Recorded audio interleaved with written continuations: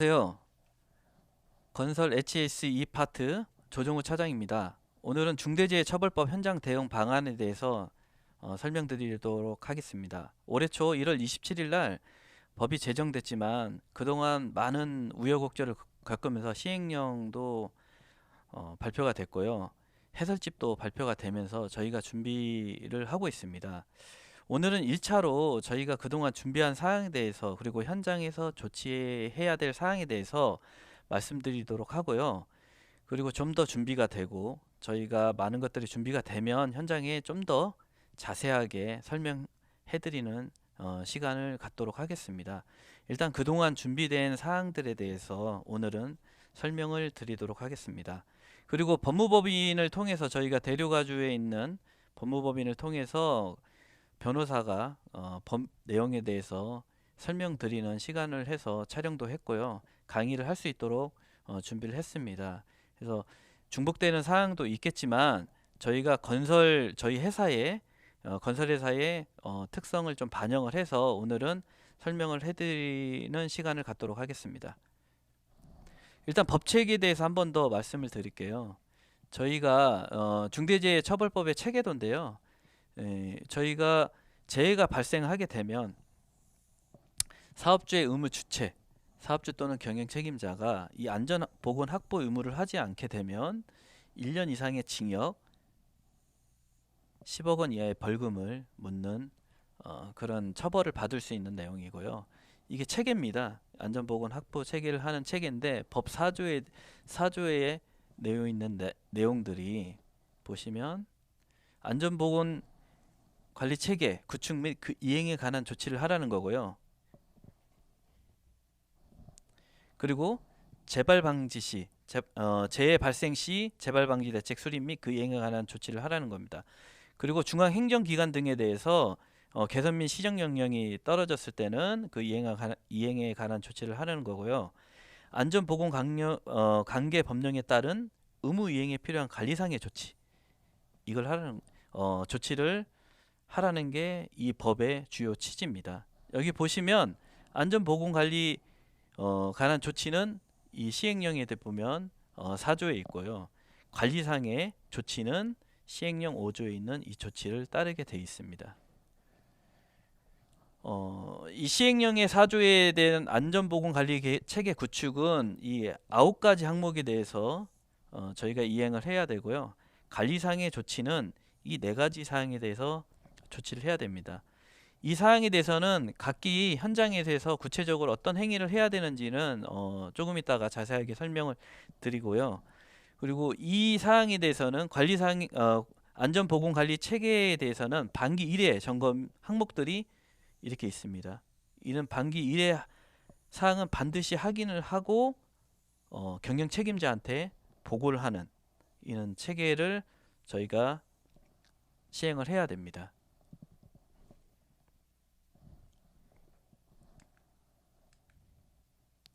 그럼 중대산업재해란 어떤 거냐 보면 중대재해 우리가 흔히 지금까지 산업안전보건법에 있는 중대재해하고는 조금 틀리죠. 여기는 중대산업재해라고 되어 있습니다. 이렇게 산업재해라고 했는데 이거는 똑같고요. 사망자가 1명 이상 발생했을 때 근데 여기서 틀립니다. 6개월 이상의 치료가 부상자가 2명 이상 발생했을 때 동일한 유해 요인으로 급성 중동에 의한 직업병 1년 이내에 3명 이상 발생했을 때는 중대산업재해라고 이렇게 됩니다.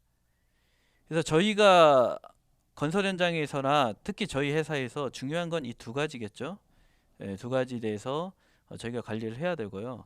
일반 지금까지의 중대재해하고는 조금 틀리게 운영이 될 수 있고요. 좀 확대 폭이 조금 넓어진다고 할 수가 있는데 저희 건설 현장에 봤을 때는 이 부분이 가장 우려가 되는 겁니다. 어떻게 보면 이 2가지 이상에서 이 사항 질병자가 계속 유권 해석들이 새롭게 나오고 있는데요. 보통은 화학 공장이라든지 제조 공장에 대해서 이온 물질을 많이 쓰는 그런 포커스를 맞춰서 이 법을 만들었는데 여기 보면 1년에 3명 이상이라고 되어 있습니다. 근데 저희는 사업장이 여러 군데죠.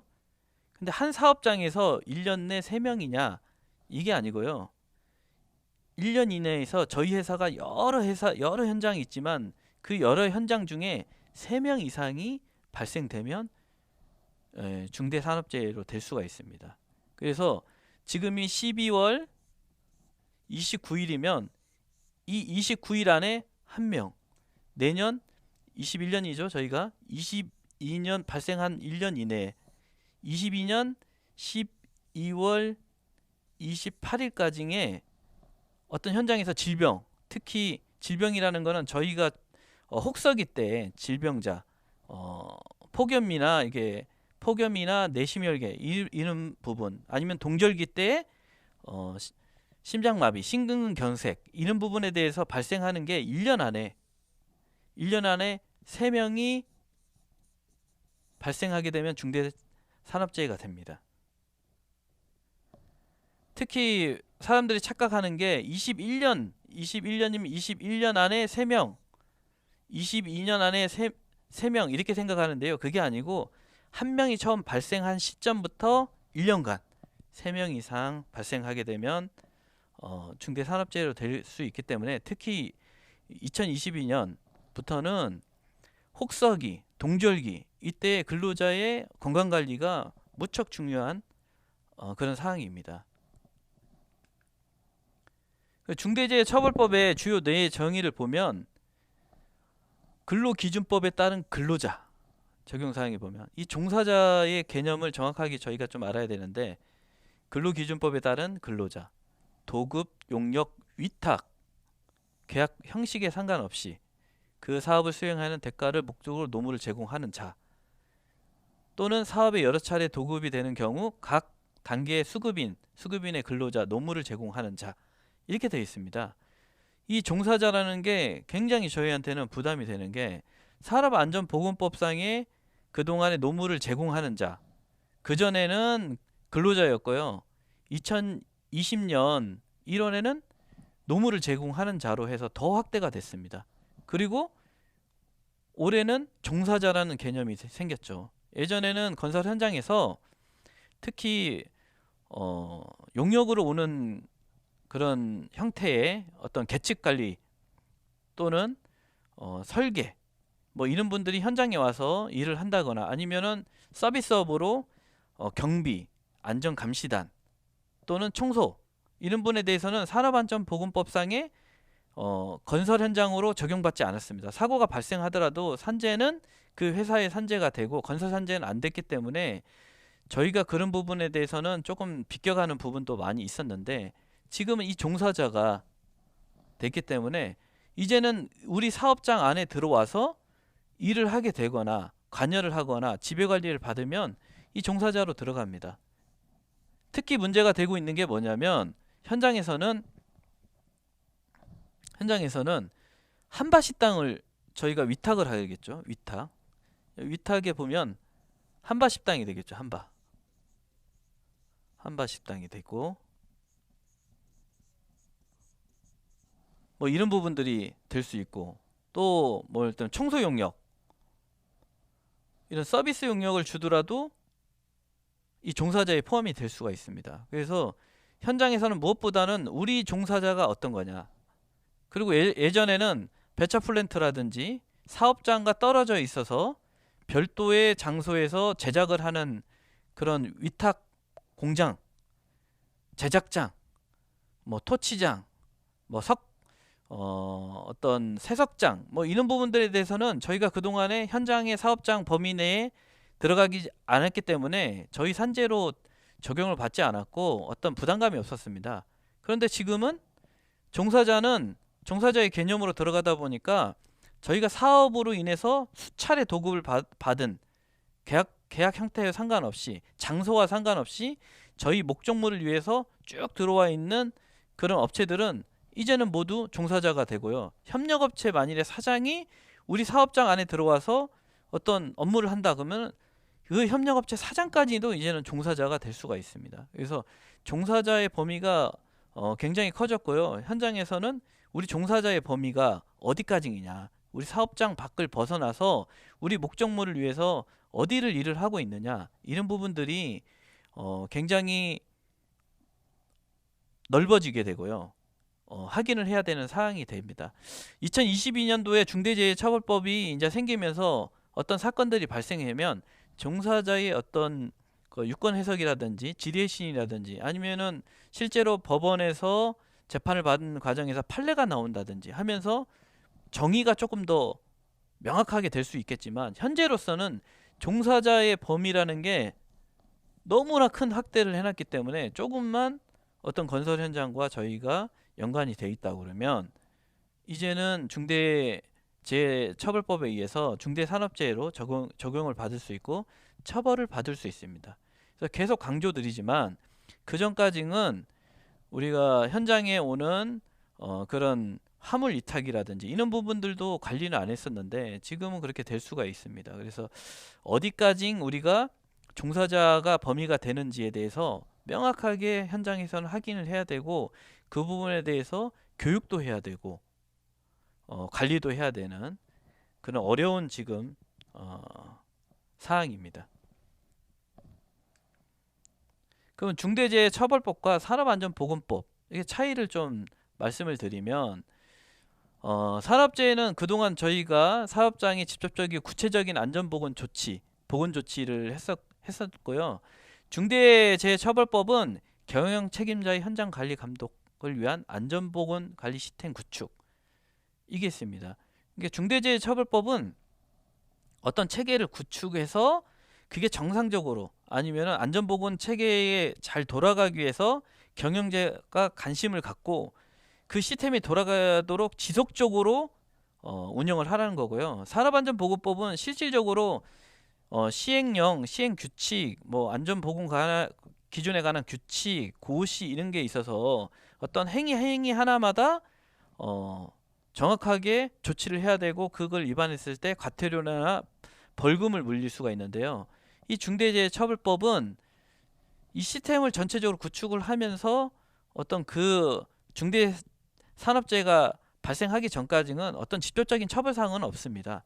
하지만 중대산업재해가 발생했을 때 그 체계가 구축이 돼 있느냐 안 돼 있느냐 그걸 굉장히 좀 크게 보는 거죠. 그래서 여기서도 보면 안전보건관리 체계 구축의 의무가 있는 거고 산업안전보건은 안전조치, 직접적인 조치, 보건조치 이런 행위적인 행위들이 있는 겁니다. 그리고 중대처벌법에 보면 중대산업재해는 종사자 그리고 근로자 노무를 제공하는 자 이렇게 지금 나눠 있고 이 산업안전보건법에서는 근로자, 수급인의 근로자, 특수형태 종사자 이 범위가 조금 더 좁죠. 근데 이 아까 말씀드린 것처럼 종사자의 범위는 너무나 큽니다. 보면 그래서 비교를 한 것처럼 이런 부분 똑같지만 지금 부상은 여기는 3개월 이상 요양 부상 두 명인데 여기는 6개월 이상 치료라고 되어 있습니다. 그리고 여기는 부상 또는 치료가 동시에 여기는 한 현장에 동시에 10명 이상이고요. 우리가 여기서만 1년 이내 사명은 전체 저희 회사의 전체 여러 현장 중에서 1년 동안 3명의 질병자가 발생하게 되면 동일한 사항으로 동일한 유해 요인으로 1년에 3명 이상이 발생하게 되면 처벌을 받는 겁니다. 그래서 이 회사가 크고 사업장이 많으면 많을수록 사실은 굉장히 불리한 법이죠. 왜냐하면 동일한 유해 요인이라는 거는 혹서기 때 우리가 폭염에 의해서 동일한 유해용이죠. 그 폭염에 의해서 만일에 새 현장에서 1년 안에 3건의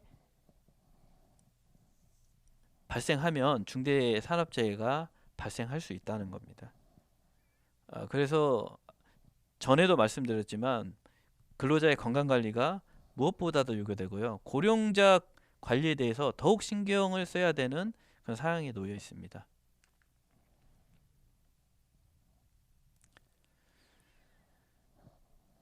중대재해처벌법에서 보면 의무의 내용에 보면 경영 책임자의 종사자에 대한 안전보건 확보가 중요하고요. 전 얘기했듯이 이 법 4조에 나와 있는 이 사항들을 지키려고 노력을 해야 됩니다. 산업안전보건법은 지금 저희가 사업주의 안전조치, 사업주의 보건조치를 지금 이렇게 시행을 하는 체계가 잡혀 있고요. 이 자연인은 여기서는 산업안전보건법에서는 현장 소장, 총괄 안전 책임자, 안전보건관리 책임자 이분들이 이게 처벌을 받게 돼 있죠. 근데 여기서는 경영 책임자가 처벌을 받게 돼 있습니다. 그렇다고 해서 안전보건 총괄 책임자는 중대산업재해가 발생되면은 처벌을 받지 않느냐? 여기도 처벌을 받고 여기도 처벌을 받습니다. 그러면 현장 소장님들은 여기 처벌, 경영 책임자는 여기 처벌을 받는데 협력업체도 마찬가지입니다. 협력업체도 이렇게 그리고 협력업체의 경영 책임자도 이 처벌을 같이 받을 수가 있는 사항입니다.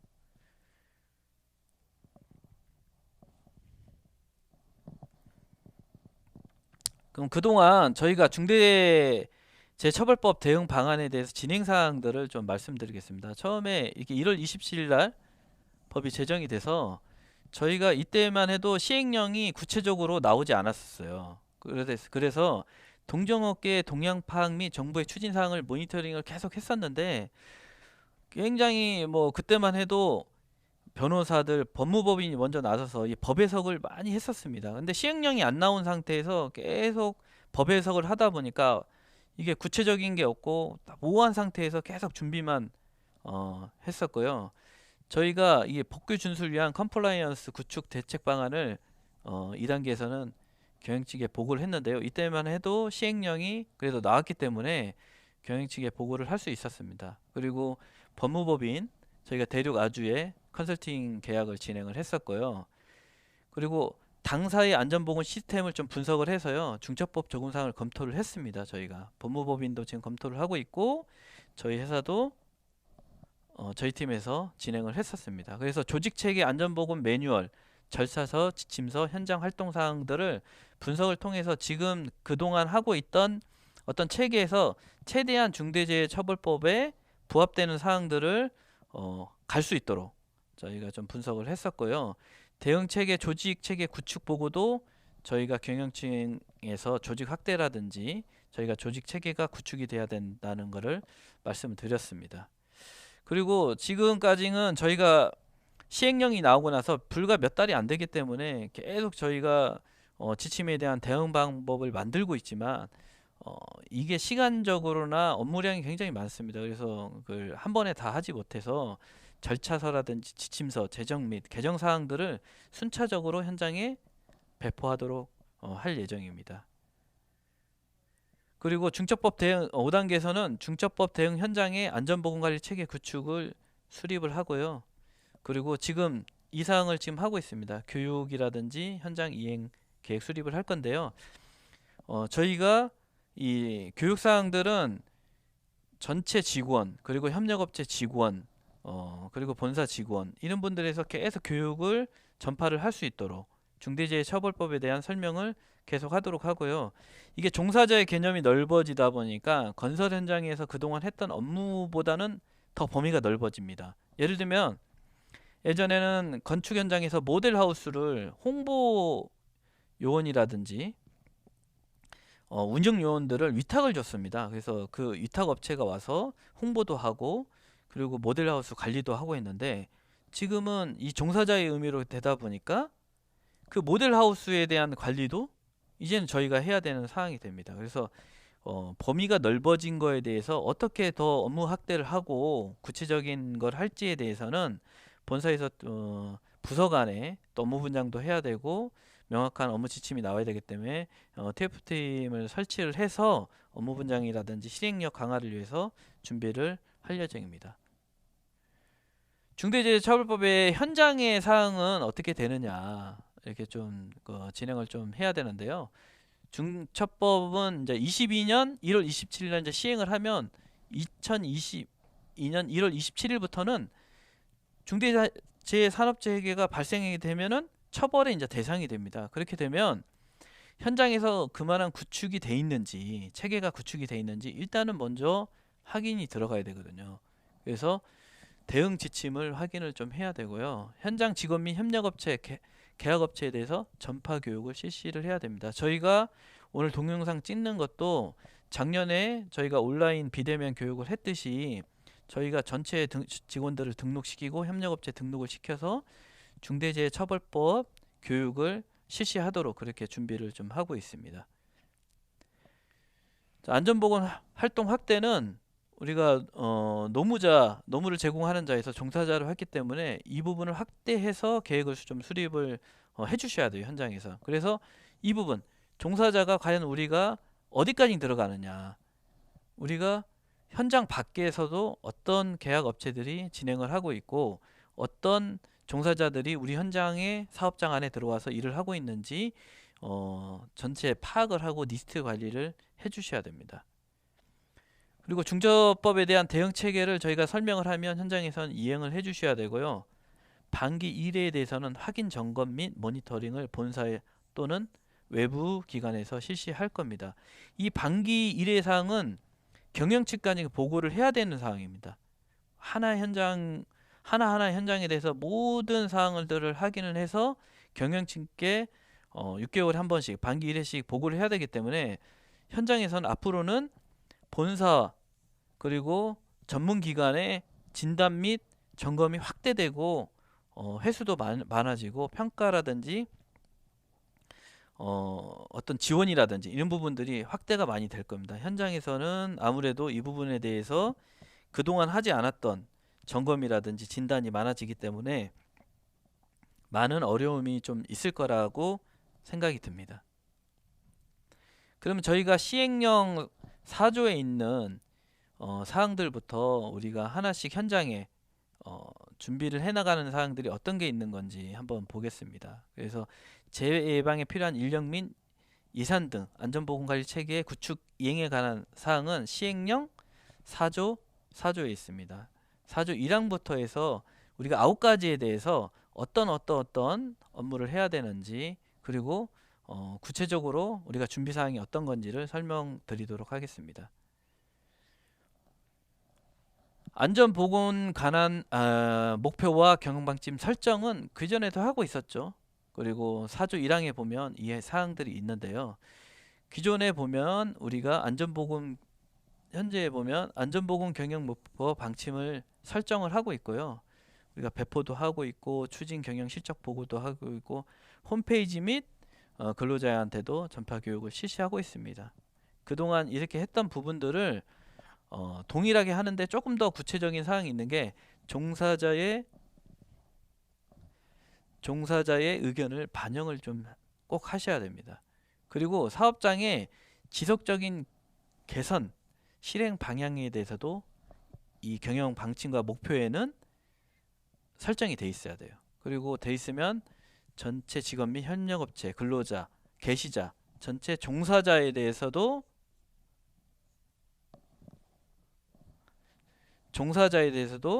게시 및 전파를 해주셔야 됩니다.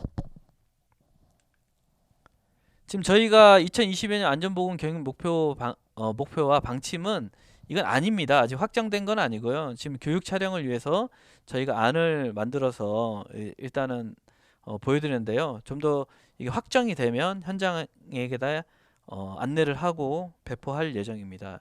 이 경영 방침은 저희 회사의 경영 방침이기 때문에 현장에서는 이 부분과 현장 소장님의 경영 철학을 담아서 목표를 다시 설정을 해주시기 바랍니다.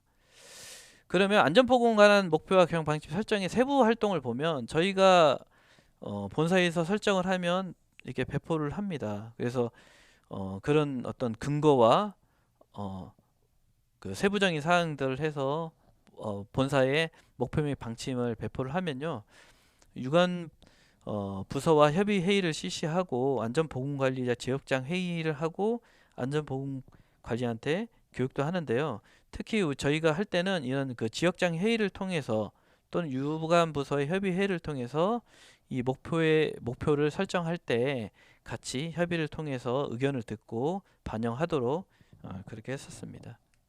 현장에서는 어떻게 해야 되느냐? 현장에서는 안전보건 목표와 경영 방침 및 설정을 할 때는 각각 협력업체의 종사자들의 각각의 의견을 좀 들으셔야 돼요. 청취를 좀 하셔야 돼요. 아, 우리 현장에 보니까 장비가 너무 많아서 위험해. 나는 장비에 대한 안전을 좀 확보하는 게 좋을 것 같다. 아니면은 뭐 다른 부분이 뭐 필요하다. 이런 부분들을 각각 협력업체에서 이 의견들을 듣는 거죠. 이렇게 들어서 이게 산업안전보건위원회 및 협의체에 실시할 때 반영이 들을 수 있도록 근로자 대표가 들을 수 있다든지 뭐 아니면 현장 소장님이 그 의견을 들어서 이렇게 협의체의 때 얘기를 한다든지 그런 방침을 통해서 방침을 설정을 하는 거죠. 종사자의 의견을 최대한 수렴을 해서 목표를 세우고 그 목표가 1년 동안 세부적으로 실천이 될 수 있도록 해야 되고요. 그런 목표가 설정이 되고 방침이 쓰면 근로자들한테도 전파를 해야 됩니다. 그래서 현장에다가 게시판이라든지 교육장 그리고 식당 이런 데다가 게시를 통해서 우리의 목표와 방침이 뭐다는 것을 종사자들이 알 수 있도록 그렇게 좀 현장에서는 해주셔야 됩니다. 그리고 4조 2항에 본사 전담 안전보건 조직 설치에 있습니다. 이 부분은 이제 현장에서 크게 할 사항은 아닌데요.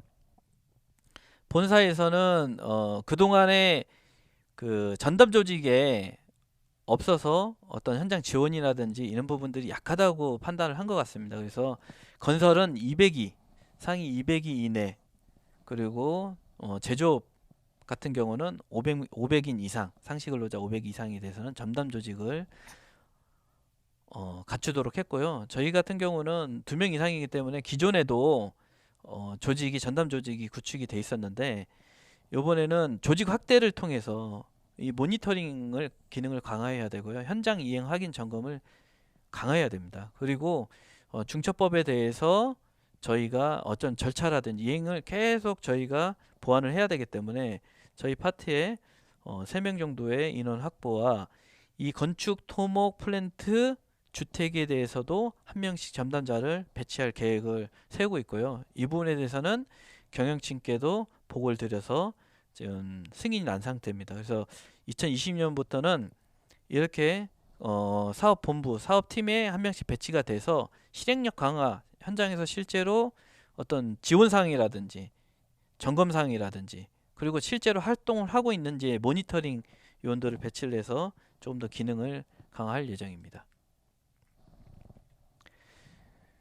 그리고 4조 3항에 보면 우리가 사업장의 특성에 따른 유해 요인을 확인하고 개선한 업무 절차를 마련하고 해당 업무 절차에 따라 유해 요인의 확인 및 개선이 이루어지는지를 반기 1회 점검 후 필요한 조치를 해야 됩니다.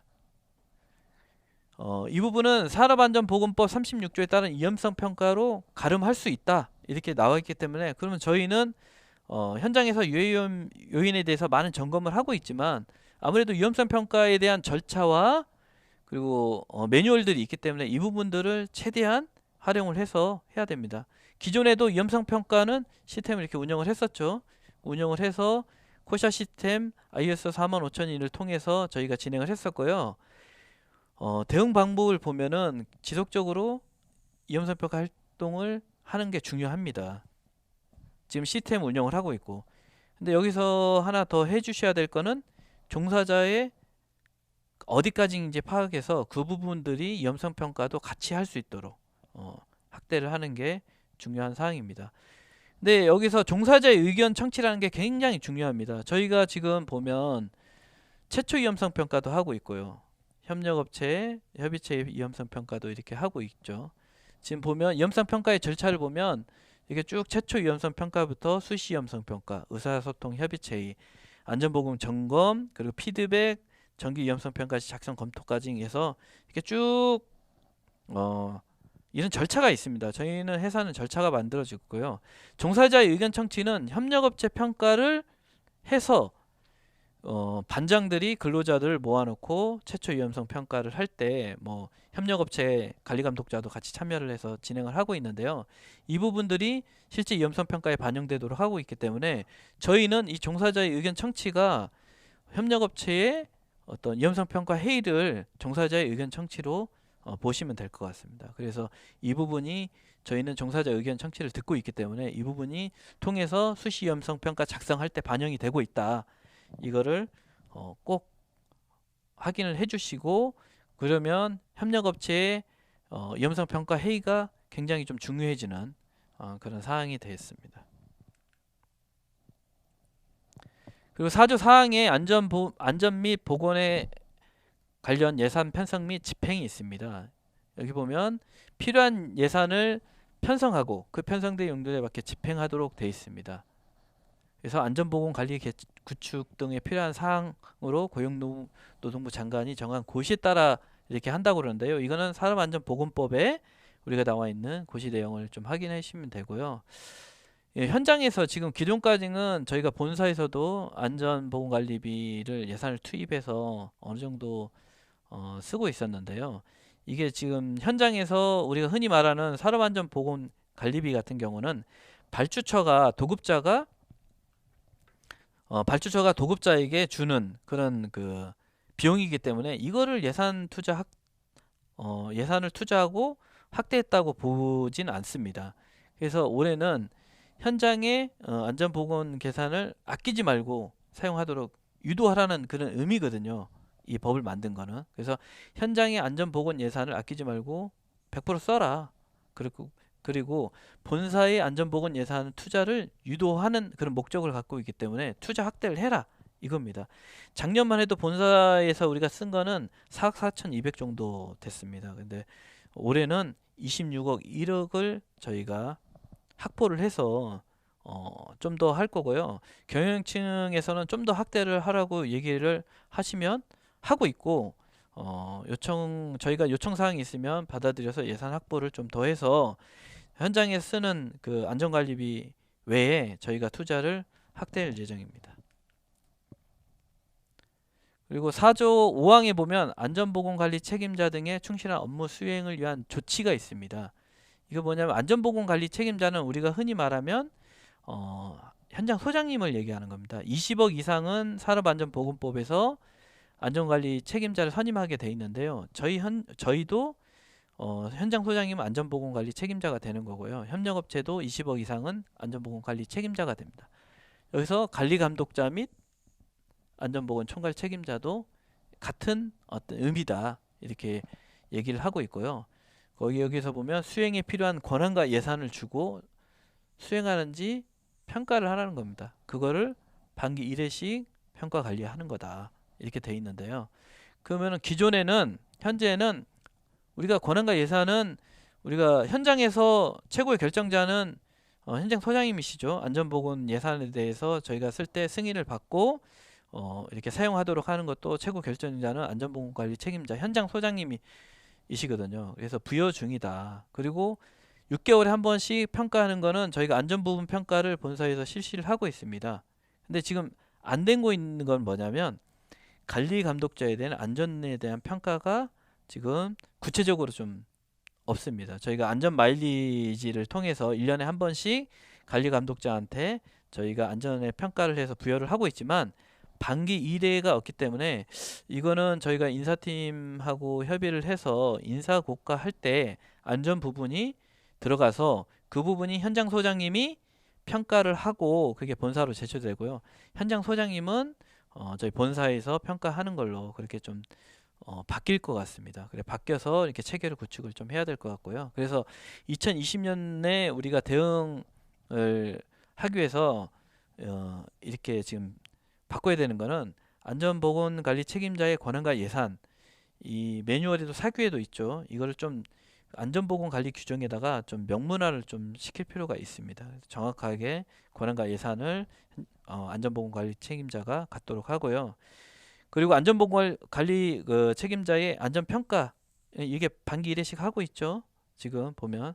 그런데 협력업체 지금 평가 시 우리가 보면 좀 구체적으로 좀 안 돼 있지만 이것도 반영할 수 있도록 반기 협력업체 평가도 반기 1회씩 하고 있습니다. 저희 이 부분도 반기 1회씩 하고 있고 하지만 조금 더 구체적으로 좀 해야 될 것 같고요. 관리감독자에 대한 안전평가 반기 1회도 추진을 할 예정입니다. 그래서 이 부분은 현장 소장님이 안전평가를 하시는 걸로 이렇게 좀 바꿀 예정입니다. 사조 5항의 안전보건관리 책임자 등의 충실한 업무 수행을 위한 조치가 이 부분이 이렇게 지금 보면 저희가 공문을 보내면 평가를 해서 이게 현장별로 이렇게 하고 있는 게 이제 현장 소장님들에 대한 안전보건관리 책임자에 대한 이런 평가를 하고 있는 내용이고요. 다음 사항으로는 사조 6항의 안전 및 보건 전문 인력 정해진 수 이상의 배치입니다. 이 부분도 이게 왜 법이 나왔냐면은 현장에서 안전관리자를 또는 보건관리자, 안전관계자를 배치를 안 하는 경우가 많아서 사고가 많이 발생되는 거 아니냐 이렇게 해서 지금 하고 있는데요. 저희 같은 경우는 이제 80억에서 80억 미만 1명 그리고 800억 이상 1,500명은 이렇게 2명 이렇게 해서 법정 인원은 계속 맞춰 나가고 있고요. 저희 선임을 하고 있습니다. 그리고 저희가 이상인데 추가 배치를 하는 경우도 있어요. 지금 현재로는 3명 정도가 있는데요. 건축 2개소, 토목 1개소에 대해서 발주처가 요청을 하거나 아니면은 현장이 좀 열악하고 굉장히 좀 힘든 현장이다 그러면 배치를 하고 있는데요. 2020년도에는 이 부분을 조금 더 보완을 좀 할 겁니다. 그래서 이 부분도 경영층한테 보고가 좀 됐고요. 사업팀하고 다 협의가 좀 된 상태입니다. 그리고 안전관리자 추가 배치 기준은 80에서 800 미만인데요. 이런 부분들이 현장이 뭐 저희를 보면 50% 이상이 1인 한 명이 있는 안전관리자들이 많기 때문에 업무량은 많은데 혼자 있기 때문에 서류라든지 그리고 실질적으로 현장에서 안전조치하는데 많은 좀 어려움이 좀 있는 상태이기 때문에 그 부분에서 추가하려다 보니까 예산이 좀 부족합니다. 그래서 이 부분에 대해서는 저희가 예산 지원 부분에 대해서 지금 결정된 게 뭐냐면 현장에서 한 명 더 하다 보니까 한 명 더 추가를 하다 보니까 안전관리비가 부족한 거예요. 그래서 그 부분이 추가가 투입되더라도 준공평가 시에는 초과 금액에 대해서는 제외를 해주겠다. 현장에서 뭐 돌간 작업도 해야 되고 근로자도 많이 오고 하는데 한 명 가지고 너무 부족해서 2명을 써야 되는데 안전관리비가 부족해요. 그 부분에서는 안전관리비가 초과되면 나중에 최종적으로 초과되면 우리가 준공평가할 때 실적 방영할 때는 그 초과된 만큼은 빼주겠다는 겁니다. 그래서 건축 현장은 이렇게 이용공정 뭐 이렇게 재다발, 돌간 등 이런 기준들을 만들어서 저희가 이런 기준에 의해서 인원 배치를 할 예정입니다. 그래서 이 부분도 22년도에 저희가 추가적으로 해서 현장에 조금 더 인원이 확보될 수 있도록 추가 배치를 할 수 있도록 협의가 거의 됐고요. 이제 시행을 할 예정입니다. 그리고 4조 7항에 보면 종사자의 의견 청취를 하게 되어 있습니다. 보면 이 안전보건에 대한 종사자의 의견을 듣는 절차를 마련하라고 되어 있어요. 법에서는. 그리고 반기 1회씩 꼭 또 반기 1회 나오죠. 반기 1회씩 점검을 하라고 되어 있습니다. 근데 여기 해설집이라든지 법에서 보면 이 절차가 여러 가지가 있는데 어떤 게 하는 게 좋겠냐고 해서 너무 범위가 넓다 보니까 산업안전보건법에서는 산업안전보건위원 같은 또는 안전 및 보건에 관한 협의회의에서 하는 아니면 노사 협의체의를 한다든지 이런 경우에 대해서는 심의 의결한 경우에는 종사자의 의견을 듣는 것으로 본다 이렇게 되어 있습니다. 그래서 현장에서 지금 저희가 하고 있는 거는 산업안전보건위원회는 3개월에 한 번씩 그리고 협의체는 저희가 2주에 1회씩 운영 중에 있습니다. 그래서 지금 저희가 코샤 매뉴얼 보면 코샤 MS 에서 지금 어떤 시스템에서 지금 운영이 되고 있고요. 그리고 절차서도 우리가 지금 보면 현장별 의사소통 반영해서 안전보건 계획 실행에 대한 의사소통이 지금 운영이 되고 있습니다. 이런 부분들을 좀 더 잘 지켜주셔야 되고 그리고 지금은 반기 1회씩 점검을 하기 때문에 실제적으로 한 행위에 대해서 이제는 본사에다가 했으면 보고를 꼭 해주셔야 되고 서류도 다 제출을 해주셔야 됩니다. 그래서 2020년대는 청취 의견을 좀 더 운영을 좀 강화해야 되죠. 그래서 코샤 MS에 대한 이런 그 지금까지 하고 있는 것들을 좀 잘 해주셔야 되고요. 협의체 운영도 지금 그대로 하고 있죠. 보면 산업안전보건 운영 및 이 부분에 대해서 확인이 강화가 될 겁니다. 그리고 진단 업체를 통해서 반기 1회씩 점검을 해야 되고요. 본사의 모니터링도 강화될 예정입니다. 그러면 종사자의 의견 청취는 사실 현장에서 어떻게 하느냐를 갖다가 정하기 또 나름입니다. 근데 이 부분에 대해서 반드시 안전보건관리 규정에는 종사자의 의견 청취를 어떤 식으로 할 거다를 구체적으로 좀 해주셔야 돼요. 절차가 있어야 되니까요. 우리가 산업안전보건위원회에서 할 경우에는 이렇게 산업안전보건위원회를 하죠. 그러면 심의 의결사항이 나오면 게시판을 해서 근로자들이 꼭 알 수 있도록 해줘야 되고, 종사자의 의견을 들을 수 있도록 알려야 됩니다. 또 교육할 때도 좀 들을 수 있고요. 산업안전보건위원회에서 심의 의결된 사항은 꼭 그 개선 조치가 이루어져야 돼요. 이 부분이 확인이 돼야 됩니다. 그래서 다시 근로자한테 알려주고 이런 식으로 해야 됩니다. 그리고 이 산업안전보건위원회에서 이렇게 할 수 있고요. 또 협의체 회의를 통해서 우리 아까 그 협력업체가 각각의 어떤 그 위험성 평가를 할 때 그때도 의견을 들 수가 있죠. 그 부분을 현장 소장님이 듣고 우리 근로자, 종사자들은 어떤 안전보건에 대한 이런 그 의견들이 나왔다. 이렇게 할 수도 있고요. 아니면 안전보건 함을 만들거나 안전보건 건의함을 만들어서 근로자 종사자의 의견을 들을 수도 있습니다. 그리고 안전교육 할 때도 종사자의 의견을 들을 수 있죠. 이 의견을 듣기만 하면 안 돼요. 들은 다음에 이렇게 조치가 된 게 꼭 나와야 돼. 개선 활동을 나고 개선 활동 된 거에 대해서 근로자한테 다시 알려주는 이런 사항들이 있어야 되고요. 이런 사항들은 꼭 절차가 있어야 돼요. 절차가. 그래서 안전보건 관리 규정에 우리의 종사자 의견을 듣기 위해서는 어떤 절차에서 결정을 해서 해야 된다. 이렇게 되고요. 저희가 자세한 사항들은 나중에 절차서를 또 만들어서 현장에 배포를 하겠지만 이게 기존에 하고 있던 겁니다. 하고 있던 건데 그냥 하는 게 아니고 절차에 의해서 해야 되고, 이게 서류라든지 근거가 꼭 남아 있어야 돼요. 왜 6개월에 한 번씩 저희가 꼭 확인을 하기 때문에. 그리고 그 조치한 사항들이 바로 저희한테 제출해주고 확인이 돼야 되기 때문에 그렇습니다. 중대재해산업재해 발생 대비, 이게 시행령 4조 8항에 나와 있는 건데요. 지금 저희가 하고 있는 것들도 많이 하고 있습니다. 이것도 똑같이 하고 있지만 조금 더 구체적으로, 그리고 반기 1회씩 점검할 수 있도록 해야 됩니다. 그래서 여기서 말하는 작업 중지 및 근로자 대피 위험요인 제거 및 대응 조치, 구호 조치, 추가 피해 방지 조치, 이 부분들은 지금 저희가 시행하는 코샤 MS 시스템의 비상훈련 절차에 지금 다 있습니다. 근데 실질적으로 훈련을 하고 대피 훈련을 하고 하는 것들을 해야 되는데 이 부분들이 실제적으로 저희 현장에서 많이 좀 약하죠.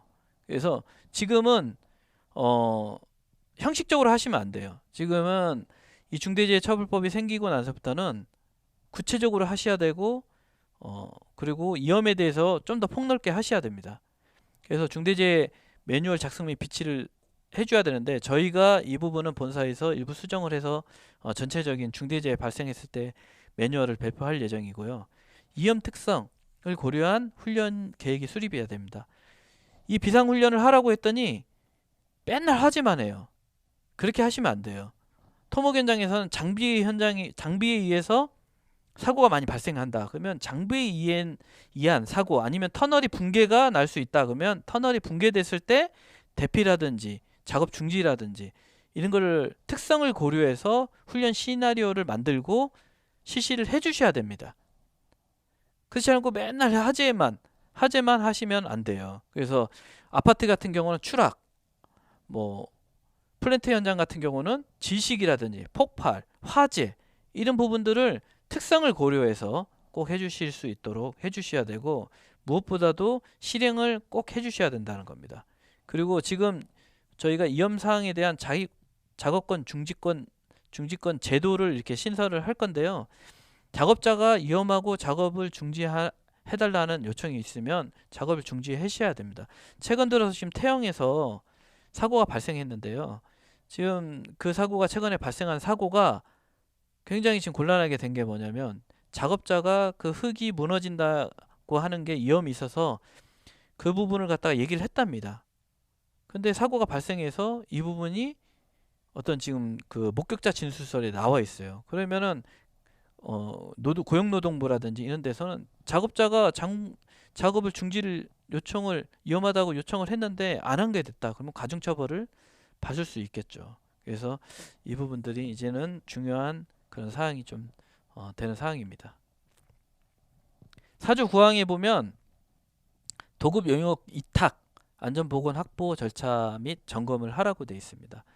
이 부분도 반기에 1회씩 이렇게 하라고 되어 있죠. 보면. 그래서 여기서 말하는 거는 적격한 수급업체, 안전 예방 활동을 충분히 할 수 있는 능력이 있는 업체가 들어오고, 그 부분에 대해서는 또 평가를 하고, 이 부분에 대해서 계속 지속적으로 이 업체가 예방 능력이 있는 업체가 들어와서 일을 할 수 있도록 하거나 또 지원을 하라는 내용입니다. 그리고 공사기간 및 건조기간에 충분한 확보를 해달라는 거죠. 그래서 이 부분들이 이제 지금까지는 조금 저희가 틀린데, 협력업체에서 이 안전보건 능력의 이 능력 점검이라는 게 사실은 그동안 너무 열악한 업체들이 많이 들어오다 보니까 사고 유발을 오히려 협력업체가 많이 해줘. 아무리 원청에서 지원을 해주고 관리를 하려고 해도 협력업체가 능력이 안 돼서 못 따라오다 보면 굉장히 좀 어려운 부분이 있는데요. 지금 중대재해처벌법이 생기면서 이 부분에 대해서 어떻게 할 거냐, 그래서 적격 수급업체 선정 절차를 저희가 수립을 했습니다. 그래서 이 부분은 전자조달 시스템에 연계 등록을 하고 자재팀하고 지금 어느 정도 협의가 좀 돼 있고요. 그래서 등급을 부여할 거고, S에서 D등급까지 하는 건데, 고위험 작업에 대해서는 S에서 A등급 부여한 업체만 들어올 수 있도록 하고, 일반 업체는 S에서 B등급 이런 식으로 관리를 할 예정입니다. 그래서 입찰 전에 이 평가를 통해서 평가가 등록된 업체만 들어올 수 있도록 하고요. 협력업체에 대한 반기 평가는 1회를 하는데, 그동안의 어떤 그 체크하는 방법, 평가 방법을 좀 변경할 예정입니다. 그리고 협력업체에 대한 안전관리비는 의무적으로 이제는 계약할 때 얼마가 됐던 간에 의무적으로 주셔야 돼요. 어떤 업체는 안전관리비를 책정을 해주고 어떤 업체는 안전관리비를 책정을 안 해주시면 안 되고요. 안전관리비 실행을 짤 때도 모든 업체가 안전관리비를 받을 수 있도록 그렇게 해주셔야 됩니다. 그래서 사기 안전보건관리 규정에 추가할 예정입니다. 이 부분은 이제 이 협력업체에 대한 공사기간 확보 문구를 꼭 해야 되는 게 사실 애매하지 않습니까? 계약할 때마다 그걸 어떻게 확인할 수 없기 때문에 저희가 안전보건관리 규정에다가 기입을 할 거고, 현장에서도 이 부분에 대해서는 기입을 할 수 있도록 할 예정입니다. 지금 적격 수급업체 선정에 대해서 저희가 절차서를 지금 이렇게 했고요. 지금 다른 회사도 이 부분에 대해서 많이 고민을 하고 있더라고요. 근데 저희가 먼저 좀 수립을 좀 해봤습니다. 그래서 이 지금 전자조달 시스템을 통해서 이렇게 진행이 될 예정인데요. 이런 평가를 통해서 그 들어오기 전에 인증 절차에 대한 평가, 이 평가를 통해서 협력업체가 어느 정도 안전보건 체계를 운영할 수 있는 그런 업체가 평가가 될 수 있도록 해줄 거고요. 저희가 지금 아니긴 하지만 이런 인증업체가 들어오면은 자재팀에서 이 등급이 부여된 업체만 선정할 수 있도록 해야 되기 때문에 이 부분이 앞으로는 많이 바뀔 것 같아요. 저희가 그동안에는 최저가 이러면서 업체가 선정되다 보니까 굉장히 이 현장에서 운영 능력도 안 되는 업체들이 많이 들어왔기 때문에 이 계기를 통해서 이 적격한 수급업체가 들어올 수 있도록 운영을 할 거고요. 이게 지금 저희 경영책임자까지 보고가 됐고 적극적으로 지금 운영을 할 수 있도록 지원을 해주고 있는 상태이기 때문에 2020년대는 이 부분이 적용이 될 거라고 판단하고요. 협력업체 평가도 예전하고 틀리게 이렇게 안전보건 수준평가를 이런 그 체계가 구축이 돼 있는지, 어떤 그런 위험성 평가 활동을 할 수 있는 이런 평가로 해서 좀 슬림화했고요. 실질적인 현장에서 평가할 수 있도록 좀 평가표를 바꿔서 배포할 예정입니다. 그래서 2022년 6월달 끝나고 상반기 때부터는 이런 부분들이 다 평가가 될 수 있도록 준비를 지금 하고 있습니다. 그리고 재발방지 대책 및 이거는 법 4조 2항에 있는 건데요. 재해 발생 시 재발방지 대책 수립 및 그 이행에 관한 조치에 대해서는 저희가 설명을 하도록 하겠습니다. 기존하고 저희가 그 재해가 이제 발생하게 되면 그동안에는 이제 보고하는 체계로, 물론 저희가 기존에도 재발 방지 대책을 만들고 또 저희가 전파도 하고 했지만 이 부분에 대해서는 좀 더 명확하게 좀 해야 된다는 게 어떤 이 법 취지고요. 그래서 2022년에는 재해 발생 및 재발 방지 전파를 좀 강화를 좀 해야 될 것 같고, 사고 조사 시 전문가 조사 참여 확대를 하라는 얘기입니다. 여기서 법에서는. 그래서 이 부분을 통해서 재발 방지 대책 수립을 하고 이행 사항을 하긴 할 예정입니다. 근데 전문가라는 거는 일반적인 그냥 뭐 넘어지거나 뭐 일반적인 사고까지는 그렇게 할 수는 없고요. 어떤 기술적인 어떤 사고가 발생되면 좀 전문가를 통해서 전문 진단할 수 있는 그런 것을 선임을 해서 한다든지 이렇게 좀 바뀔 것 같고요. 이 재발 방지 대책 수립이 된 거를 우리가 개선을 하고 해야 되기 때문에 위험성 평가할 때도 반영될 수 있도록 조치를 하라는 게 이 법의 취지입니다. 그래서 저희가 재발 방지 대책 발생 보고는 전자문서로 지금 정보 시스템에 요청을 해서 지금 기본 틀을 바꿨고요. 확정이 되면 저희가 현장에다 하겠지만 기존같이 1차 보고는 똑같이 하겠지만 2차 보고 때는 전자보고를 통해서 저희가 확인을 다 할 사항이고요. 고위험 사고 시에는 전문가 사고 조사를 할 예정입니다. 그리고 저희가 지금 현재 그 재해사례 배너를 하고 있는 거를 저희가 타사뿐만 아니라 저희 발생한 거를 그때그때 빨리 분석을 해서 올릴 수 있도록 그렇게 할 거고요.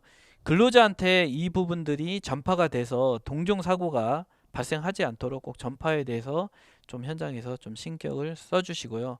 그걸 통해서 재해를 예방할 수 있도록 좀 해주시기 바랍니다. 이 부분은 저희가 어떤 그 정부라든지 노동부라든지 발주처라든지 또 아니면 시청이라든지 어떤 안전보건에 관한 사항을 시행명령을 받거나 개선명령을 받으면 이 부분에 대해서 꼭 조치를 하라는 겁니다. 이 법의 취지는 저희 같은 경우는 올해도 보면 총 5개가 와서 사실은 태안평청에서 과태료를 했지만 바로 납부를 하죠. 저희 같은 경우는.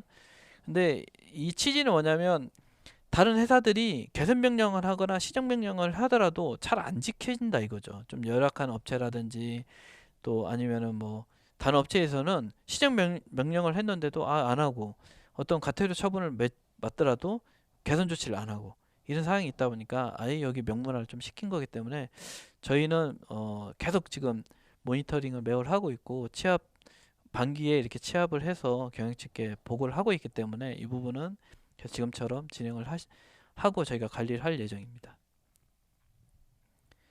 그리고 아까 중요하다고 한 그 관리상의 조치, 이 시행령 그 5조에 있는 내용인데요. 이 시행령 그 관리상의 조치에 대해서 설명을 드리도록 하겠습니다. 저희가 시행령 5조 1항에 보면 1항, 2항이 이제 두 개를 같이 묶어서 지금 설명을 드리는데요. 1항에 있는 내용들을 제대로 못했을 때 2항이 된 조치를 꼭 해야 된다는 내용이거든요. 그러니까 안전보건 관련 법령인데 기존까지는 저희가 건설진흥법이라든지 뭐 우리가 산업안전보건법 주로 이걸 많이 했었죠. 근데 안전 관련 법에 따른 법령이 어디까지 있는지 확인을 좀 해야 될 것 같은데 제가 이게 뒷장을 보면 예시를 지금 뭐 해설지에 보니까 예시가 있더라고요. 산업안전보건법, 광산안전법, 이 안전이 들어가야 됩니다. 원자력안전법, 항공안전법, 선박안전법 이렇게 안전법이 쭉 있는데 뭐 폐기물 관리법도 있죠. 이런 게 안전에 대한 사항인데 이 법에서 얘기하는 건 안전에 관련된 사항들을 지키라는 거죠. 의무이행을 하라는 거죠. 보면. 근데 이 원자력 안전관리법 같은 경우는 원자력 발전소를 할 경우에 사고가 발생하면 산업안전보건법보다는 이 법이 우선입니다. 선박법도 선박안전법이 우선이죠. 이렇게 되기 때문에 뭐 선원법, 저희가 준설 현장 같은 경우는 산업법이 우선으로 하고 있죠. 선원에 대해서는. 이런 법이 우선으로 하기 때문에 점검할 때 이런 법들이 다 지켜지느냐를 점검하고 하라는 거거든요. 저희가 기존에도 준법, 그러니까 이 법을 지키는 그 점검, 그러니까 재방 점검 활동을 했었는데, 이렇게 지금 저희가 분기마다 보고를 하고 회의도 하고 보고회를 했었습니다. 근데 이 부분이 2020년도에는 확대가 되겠죠. 확대가 이제 될 겁니다. 왜? 반기 1회씩 점검을 할 예정이잖아요. 반기 1회씩 점검을. 이 법이 지켜지는지 준수가 되고 있는지 해야 됩니다. 그래서 저희가 자체로도 하겠지만 전문 기관을 통해서 이 입찰을 진행을 했고요. 그래서 법규 준수 평가라든지 이런 부분, 체계 준수 모니터링 이런 부분들 할 겁니다. 건설기계 이런 부분들은 그동안 했던 건데 이거는 발생할 때마다 하겠지만 분기 1회씩 최소한 분기 1회씩은 하겠다는 거죠. 해서 지금 중대재해처벌법에서 요구하는 반기 1회 이상에 대한 점검 내용들이 확인이 되고 이행이 되는지를 확인을 할 예정입니다. 그리고 여기서 중요한 거는 이 부분에 대해서 지켜지지 않을 때는, 이행이 되지 않을 시에는 인력을 배치하거나 예산을 추가로 편성 집행하도록 되어 있습니다. 그래서 저희가 아까 예산 편성에 보면 그 26억이라는 게 안전관리자를 추가 배치하거나 또는 안전관리 예산이 부족했을 때 지원하는 사항, 아까 우리가 실적에 반영을 않는다든지 이런 부분들이 포함돼서 실질적으로 지원도 하고 예산 편성 추가도 하는 사항으로 바뀔 거고요. 이 이하 5조 사망 사항에 보면 교육에 대한 내용입니다. 그래서 교육을 철저히 해라. 교육을 유해 위험에 대해서는 안전보건에 관한 교육을 실시하고 반기 1회 이상 이 부분이 제대로 실시하는지 확인을 하라는 겁니다. 그래서 저희가 보면 현재는 안전교육 실시하고 있죠. 현장에서 진단업체에서 이행 확인도 분기에 한 번씩 하고 있습니다. 그리고 현장에서 우리가 2021년대는 교육 콘텐츠를 개발을 해서 비대면 사항에 대한 교육 콘텐츠를 해서 배포를 했고요. 현장 직원 및 협력업체 근로자도 포함해서 우리가 온라인 교육도 다 비대면으로 실시를 했었습니다. 그런데 실제로는 이게 어떤 게 이제 문제가 될 거냐 하면은, 교육을 하면은 여기에 보시면은 결과를 이제 점검 보고도 있지만은 의무적으로 실시하는 유해위험 관한 안전보건에 관한 교육이 실시되었는지를 반기 1회 이상 점검하고, 이렇게 점검하지 않는 경우는 지체 없이 해야 되는데요. 여기 보면은 교육에 대해서 누락자가 발생되면 안 됩니다. 누락자가 발생되면 안 되는 게, 이 누락자가 발생되면은 그 부분에서 재교육을 지금 하라고 좀 돼 있어요. 여기 보면은 점검 결과 보고 결과가 실시되지 않는 교육 보면은 제3호에 따른 점검 또는 보고 결과 실시되지 않는 교육에 대해서는 지체 없이 그 이행의 지시 및 예산 확보하고 교육을 실시하라고 돼 있거든요. 그러면 누락자가 발생되는지 안 되는지를 이제 확인해야 되는 그런 사항이 되는 겁니다. 그래서 현장에서 우리 정기교육을 시켰으면은 대상자가 100명인데 예전에는 98명만 시키고 이래서 가태료 먹고 그랬죠. 이제는 이런 부분이 발생되면 안 됩니다. 그래서 현장에서 대상자가 100명이면 100명이 교육이 다 됐는지를 이제는 점검하는, 체크하는 사항들도 바뀌어야 됩니다. 그래서 그 부분이 부족하다 그러면 지원을 또 예산도 확보하고 지원을 해야 되는 게 이제 본사의 어떤 업무가 되겠죠. 현장에서는 반기일이 점검했을 때 그런 부분들이 다 적용돼 있는지를 확인을 해야 되고요. 그래서 저희가 2020년대는 안전보건, 현장에서는 이제 안전보건 교육의 확인 점검이 강화가 돼야 되겠죠. 그리고 현장 안전보건 교육 자료 개발을 저희가 이제 해서 배포를 좀 이렇게 할 예정이고요. 사이버 안전 학교를 개설할 건데, 이게 왜 그러냐면 현장에서 신호수 교육 8시간씩 신호수 교육, 타워크레인에 대한 신호수 교육을 해야 되는데 실시를 못하는 경우가 있어요. 이런 부분에 대해서는 저희가 지원을 하겠다는 거죠. 사이버 안전 학교에 그런 개설 과정을 넣어서 그 사람들이 이렇게 들을 수 있도록 한다든지 이런 부분을 추진을 좀 하고 있고요. 현장 직원 및 협력업체 협력업체의 안전보건 교육에 대해서 이렇게 좀 저희가 본사에서 컨텐츠 개발을 한다든지 교육 자료를 만든다든지 이렇게 해서 좀 지원을 할 예정입니다. 저희가 올해는 이렇게 비대면을 통해서 이렇게 교육 자료를 만들고 비대면 교육을 이렇게 시켰었죠. 그래서 이렇게 수료증도 하고 이렇게 해서 좀 현장에서 교육을 좀 할 수 있도록 좀 지원을 했던 상황이고요. 저희가 이건 아닙니다. 아닌데 지금 저희가 협의를 하고 있는데 한진중공업 그러니까 H중공업에 대한 사이버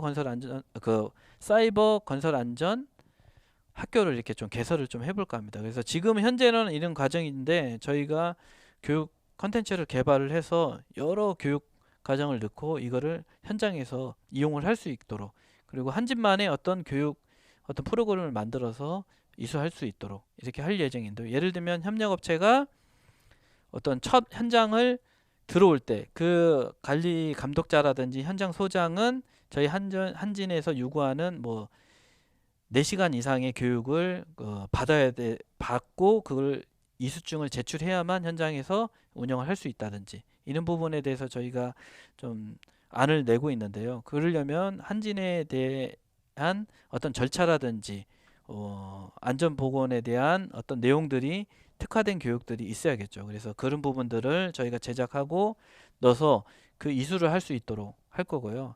아까 얘기한 그 협력업체 적격 심사할 때도 협력업체 CEO가 안전보건 교육을 이수하게 돼 있습니다. 그래서 그 부분도 넣으면 여기서 이수를 하고 수료증을 받아서 우리가 제출할 수 있도록 그렇게 운영을 좀 해보려고 하는데요. 이거는 저희가 22년에 개발이 되면 현장에다가 운영 방법을 공지를 하도록 하겠습니다. 그래서 저희가 지금 이런 반기 1회 아까 반기 1회 점검 사항들이 있는데요. 이 부분에 대해서 이렇게 점검 계획을 저희가 수립을 했습니다. 그래서 우리가 본사에서 자체 이렇게 할 수 있는 본사에서 자체 할 수 있는 인력이 가서 이런 사항들 하나 둘셋넷 다섯 여섯 일곱까지 이게 법상이고요. 이게 재발 방지 대책은 추가해서 이렇게 해서 교육을 이 반기 1회씩 점검을 할 수 있도록 이거는 코샤 시스템 교육이고요. 이거는 컨설팅을 통해서 이 법이 지켜지는지 반기 1회씩 꼭 점검을 해서 이 부분은 전체적으로 경영 책임자분, 경영층에도 보고를 할 예정입니다. 그래서 지금 이 세부적인 이 안이 확정된 건 아니고요. 지금 이 안이 지금 점검안이 지금 나왔습니다. 그래서 우리가 지금 보면 등급제로 해가지고 어떤 그 점검을 한 다음에 평가 등급을 부여해서 이 C등급하고 D등급 이렇게 나눠져서 어떤 그 경영층에게 보고를 할 거고 그 등급이 적절하지 못한 그런 등급의 어떤 그 현장에 대해서는 직접 이제 경영 책임자가 개선 명령을 통해서 이 부분들이 조치될 수 있도록 이런 부분까지 지금 돼야 되고 법에서 요구하는 사항입니다. 이게 중대재해처벌법에서 지속적으로 경영 책임자는 안전보건 체계 구축을 하고 지속적으로 운영이 될 수 있도록 해야 된다는 게 법에서 요구하는 그런 사항이기 때문에 이제는 현장에서 이거를 할 수밖에 없는 상황입니다. 조치를 해야 되고 그래서 이런 부분들을 법이 지켜질 수 있도록 하는 부분에 대해서는 저희가 좀 더 지침을 점검 방향이라든지 이렇게 확정이 되면 현장에다 배포를 할 예정이고 설명을 더 드리도록 하겠습니다.